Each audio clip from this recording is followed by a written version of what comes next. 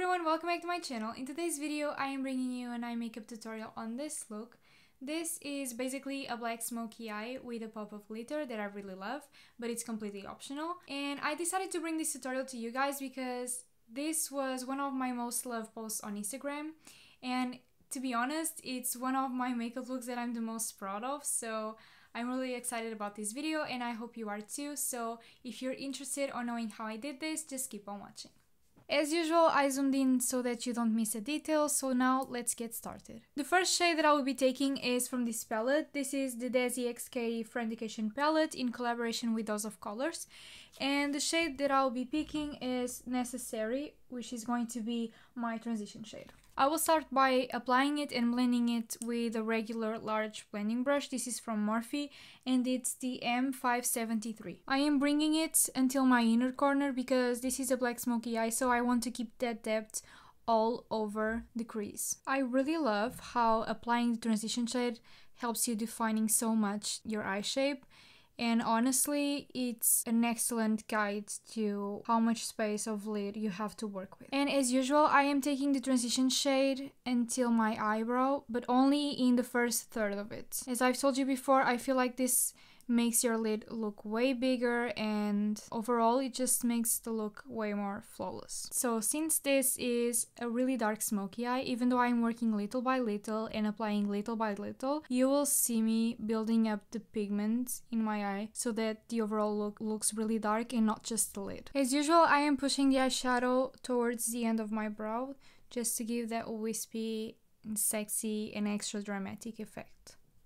And by the way, I am going to do this with every single eyeshadow that I apply. As you can see, I am picking more pigment and applying a little bit more. I am just slowly building the darkness and depth that I want to build. And then I blend it as well as I can. Seriously, I just love this eyeshadow and this overall eyeshadow palette so much. So next I am taking this darker brown to add more depth to the crease, and by the way, this eyeshadow is called Chou. And I am using the same 228 from Zoeva, which by now you should know that it's my absolute favorite blending brush. I don't know what it is about this brush and I don't know how the hell it is so cheap compared to other blending brushes, but it just blends so well, so effortlessly. And something that I notice when I'm editing my videos is that whenever I am blending eyeshadows with this brush, it's like therapy watching me do it. I don't know. Just relaxes me. And by the way, if you notice that my brushes are dirty, it's because this is the second time that I'm trying to film this video, and if you've seen my Instagram stories, you know perfectly why. But basically, for those of you who didn't watch it, I had to pick up the phone while I was recording, and I record my videos with my phone, so I had to unplug the microphone. Once the call ended, I completely forgot to put it back on. So basically, I had a crappy audio during maybe 20 minutes. And yes, I took 20 minutes to notice that I wasn't using the microphone. Again, don't forget to bring the darkness until your inner corner because we want the depth to be all over the crease. And seriously, don't be afraid to bring it until here, because even though this looks messy until you see the end result, it will all make sense in the end. And even with the darker eyeshadows, I am pulling them outwards. Now I am picking what it used to be a clean blending brush that I used in the first attempt. This is from Katy's Vernice, it's just a blending brush, and this is really good as well. Not as good, but it's really good and it's really soft too. And I am using it to blend the two eyeshadows. I am not placing the brush on my crease, I am placing it where the lighter brown meets the medium brown, just to make sure that they blend together really well. Next, I am taking Sheen's, which is this dark brown, and to apply it and blending it, I will be using this tiny blending brush from Morphe. This is the M506. I am keeping this dark brown as close as possible to my crease. I don't want to apply it way too high in my eye because I don't want to be looking like a raccoon, you know? And I know that some people, when doing this kind of makeup look, they start by applying the darker eyeshadow and then they go lighter. They build like these layers of eyeshadow, but honestly I rather do the opposite.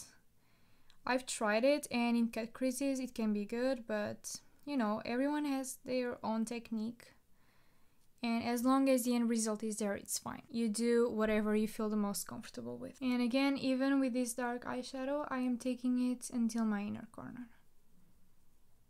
Now I'm just blending it on my crease, and I'm trying to blend it really well because this brown goes really dark. Again, I am taking a blending brush and I'm blending these eyeshadows, but I'm being really careful not to bring this eyeshadow upper in my crease. And since I don't have many brushes, one thing that I do whenever I am using the same brush to blend two different eyeshadows, and I want to make sure that I am not mixing them, if that makes sense, is I always keep a towel in my desk so that I can clean the brush and remove the excess pigment. Now I'm going back with this clean blending brush from Candy's Vernice, and I am taking it to blend the darker eyeshadow with the medium one. I'm using the brush in this middle part of my eye. I'm not blending the transition that is here, and I'm not blending exactly on my crease. I'm blending somewhere in the middle. Usually when it comes to darker eyeshadows and darker makeup looks, I always spend a lot more time blending. And by the way, one thing that I want to say is that if you're doing this at home, please do your complexion last, because the next part is going to get messy. I only did my complexion first because, as usual, I'm not doing it on camera, and I just didn't feel like showing up bare face. This is one of those looks that really come together when the complexion is done, you know? So now we can move on to the fun parts. This will probably sound ridiculous and insane, but what I'm going to be doing is to use a black eyeliner all over my lid, and the one that I'm picking is this one from INGLOT. This is the 77, and as you probably know by now, this is my absolute favorite eyeliner. I haven't found a better one, so this is just my same old one. I know this looks absolutely crazy, but it will make the black eyeshadow that I'm going to put on top of it pop out and last so much longer. It will remain black for so many hours, it won't fade away, it won't crease. This is a trick that I always use whenever I'm doing a black smoky liner. And don't worry, you don't have to cut your crease with this. You can actually be kind of messy, as I am being right now, because we are going to blend the edges and we are going to be applying a black eyeshadow on top. I don't know what it is about this eyeliner, but I know that because of the lighting, it kind of looks blue. I don't know why, but this is just really black. Applying the black eyeliner is a trick that I've learned on YouTube. I think it was from Desi Perkins, I'm not sure. But it stayed on my mind until the day that I finally did this makeup look. Okay, now it looks messy enough, so I'm going to pick just a regular black eyeshadow, and I'm going to be using this one. This is from the palette Soft Glam from Anastasia Beverly Hills. Many of her palettes have this black eyeshadow, just pick one. To apply the black eyeshadow, I will be using this Morphe brush. This is the M210. I'm going to be packing the black eyeshadow on the lid on top of the eyeliner just to set it and make it go really matte. And don't worry about the edges, we are going to be taking care of them later. And I am just going to do this off camera because I am going to be leaning my head like this just to keep the black eyeshadow to fall on my complexion, because it did here and it was a pain in the ass to get it out. So I'll see you maybe in 5 minutes. So now that I'm back, I am taking this small blending brush, the same one that I used a while ago, and I'm going to be blending these edges because you can see a really sharp line where the black ends. I'm just going to be placing the brush on my crease and I'm going to be blending it. I'm trying to be as precise as I can because, again, I don't want to take this eyeshadow higher than what it is right now, and this is going to take a while. And I'll be going back and forth with the darker brown and the black eyeshadow.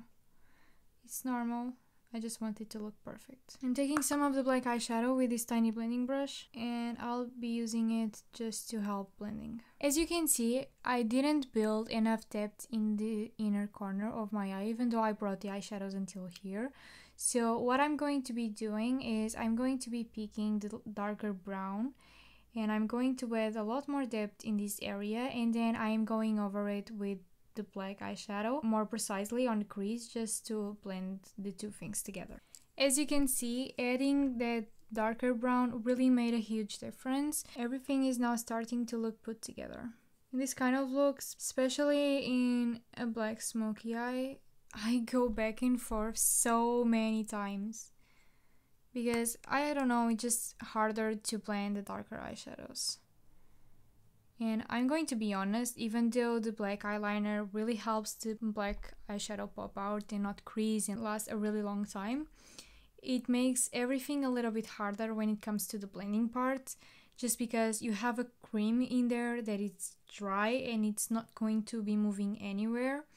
So it's kind of hard to hide that harsh line, but it's something that you can perfectly do.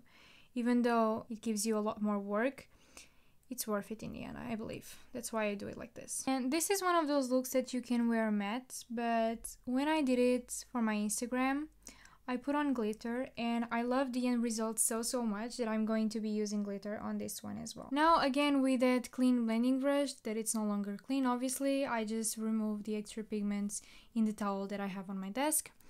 I am going to be pulling the eyeshadows outwards. Always bring it in the direction of the end of your brow. Now I'm just applying a little bit more black eyeshadow in the outer corner because I blended too much in this area.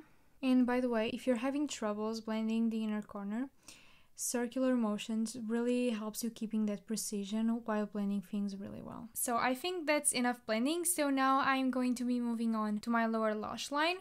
And I am going to be using the same browns as I did in the upper part of my eye. So I am starting by using Necessary, which was my transition shade. And to apply it and blending it, I am using the same 228 from Zoeva, which is this large blending brush. And I'm just removing the excess pigment that the brush has on it because I don't want to add a lot of depth with this one because it's way too large. Just going to blend it in my lower lash line. Next, I am taking Churro, which was the medium brown, and I'm going to be using this Y16 from Morphe. Next, I am taking the darkest brown, which was this one called Chins, and I will be applying it with the same brush from Morphe that I used to place the black eyeshadow on my lid, but obviously I removed the pigment that it had, and this is the M210. I'm going to be using like the tip of the brush to pick the eyeshadow and to place it on my lower lash line.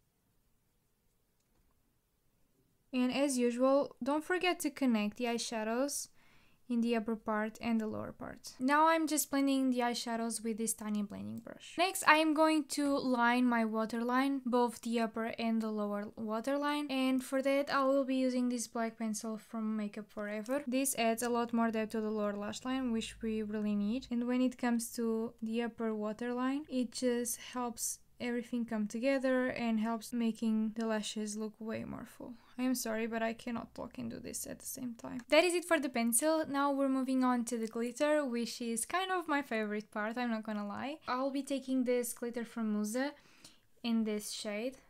Now we'll be using their brush to apply the glitter on top of the black eyeshadow. This is the brush that I was talking about. I've used it before on my channel, on my half cut crease video. I will be probably mixing this glitter with another eyeshadow from the Friendication palette.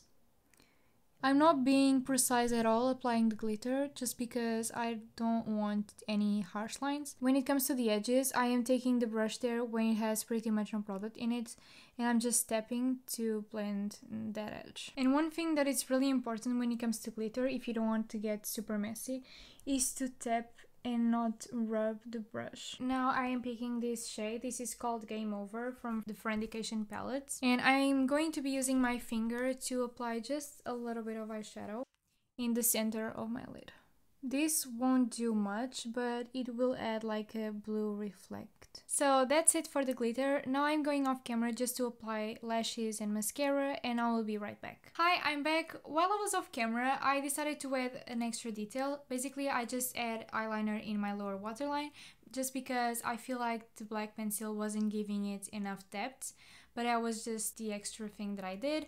I also applied mascara and lashes just like I told you, and I did my lips. This is how the end result looks like. I really love this makeup look. It's such an intense and dramatic smoky eye. I really love it. And by the way, if you're watching this and if you like this video, don't forget to leave it a like, and also if you haven't subscribed to my channel already, don't forget to subscribe, because it's an amazing way of supporting me and helping me grow my channel. So yeah guys, that is it. Bye, and I hope to see you in my next video.